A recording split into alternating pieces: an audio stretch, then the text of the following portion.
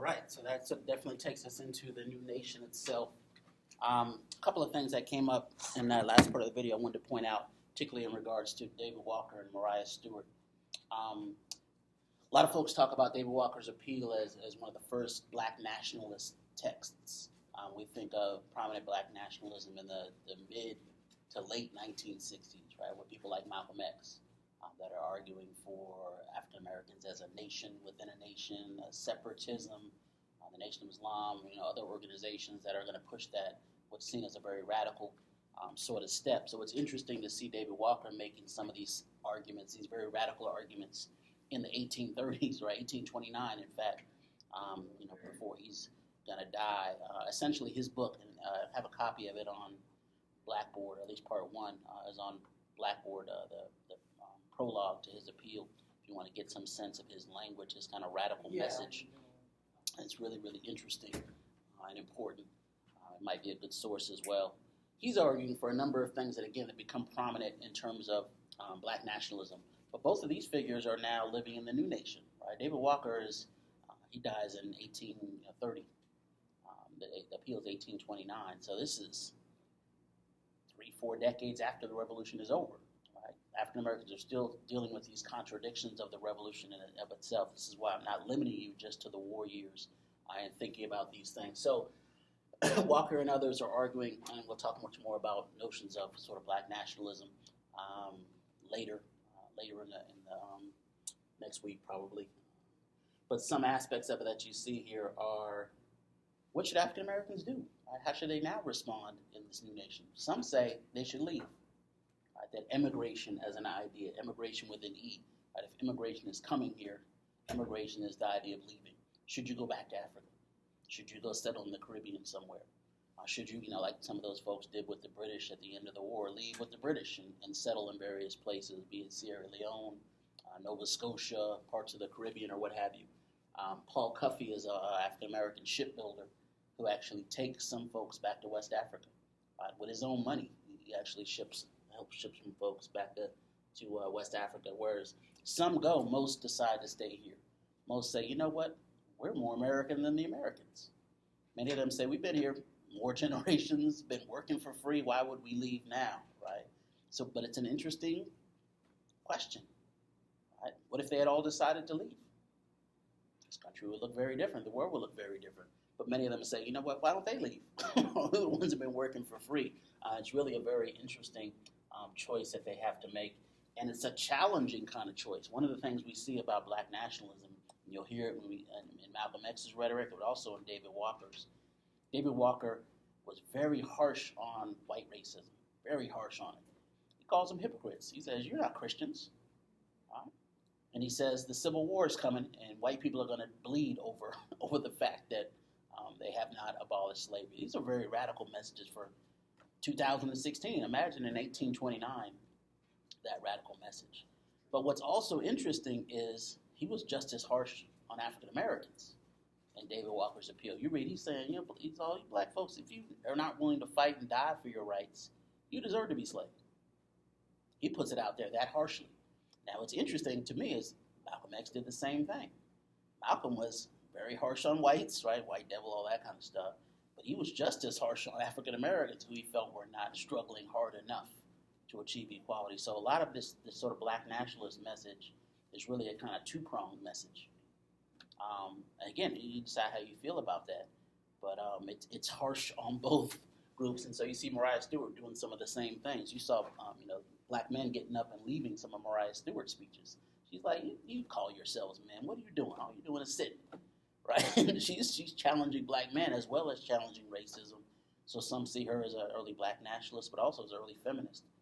She's putting some things particularly on freeing black women. Not that she didn't think black men needed freeing as well, but she said there were particular obstacles that black women had to deal with. Right? Which, again, there's going to be true differences based on gender. We've seen some of the different experiences. So she thought one way to uplift the entire race was to focus on women. So we'll keep this in mind. We'll develop some of these arguments a bit more as we move forward. But I wanted you to see how some of these arguments are changing and developing even as we move into the new nation. This is now the United States. Right? It had been a series of colonies. Now it's its own nation. But does that change the situation for African Americans? Does that change their experience? It doesn't make it worse. For some, it may have gotten worse. Slavery is going to grow after the revolution. There's this one moment there where it seemed like slavery might go out, where it seemed like it might not be as economically viable. It seemed like there was this growing anti-slavery movement. But then something's going to happen right around the turn of the 19th century, around the 1800s, and slavery's going to explode. It's going to get bigger than it ever had before. There are 700,000 slaves and 100 free people when the revolution ends.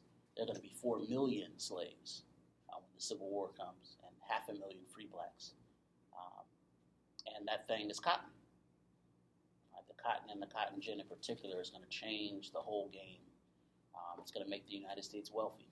The United States is going to produce 75% of the world's cotton by the time the Civil War comes. And by that point, it's not going to let go of slavery. If there had been a moment of opportunity, that moment is gone. So we'll see a lot of things change in the 80 years between the Revolution and the coming of the Civil War as well. Again, you have a lot of things to choose from in terms of the time period, in terms of characters. Some have been raised here. Some could come out of textbooks. Some could come out of some of these other documents and things.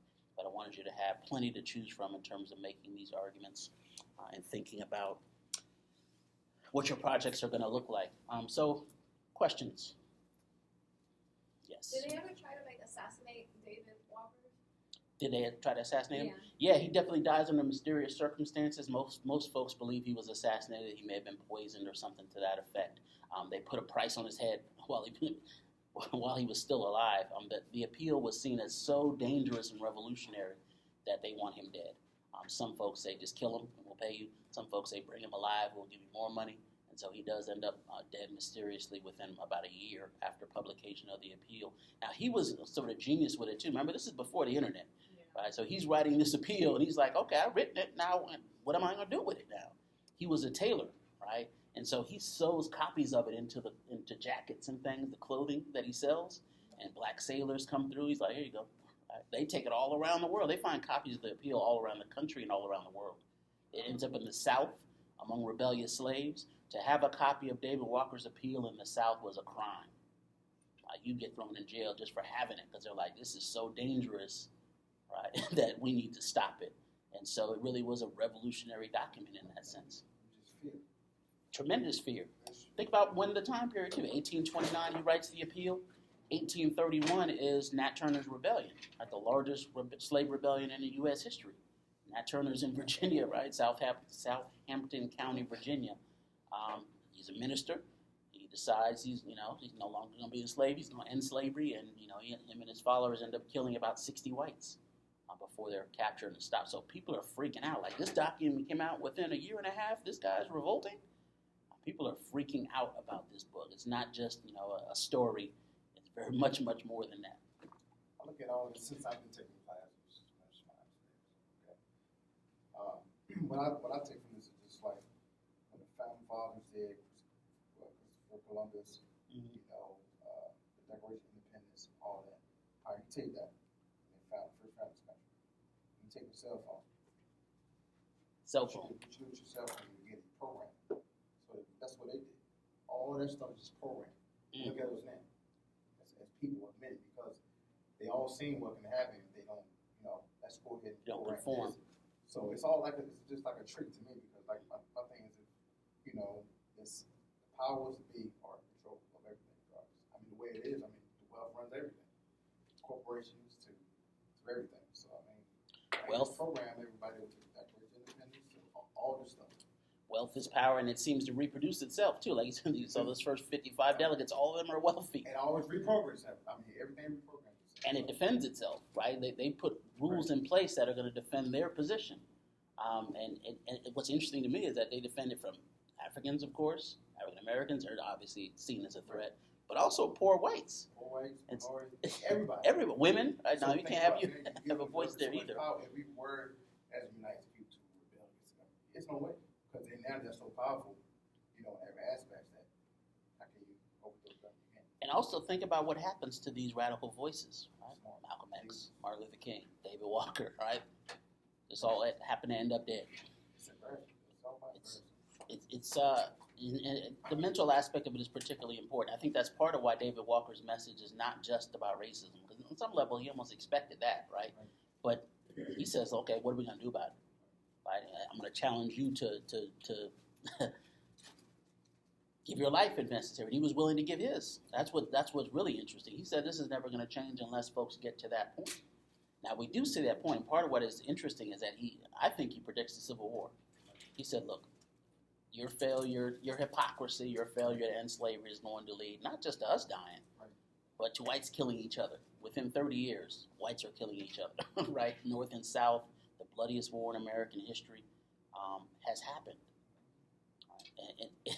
And that's the only thing that ultimately ends slavery. Now, it doesn't end racism, though, right? Racism is going to continue, but it does end slavery, which is a major step, at least, a major tipping point. It's freedom free, though. What do you mean? What do you mean?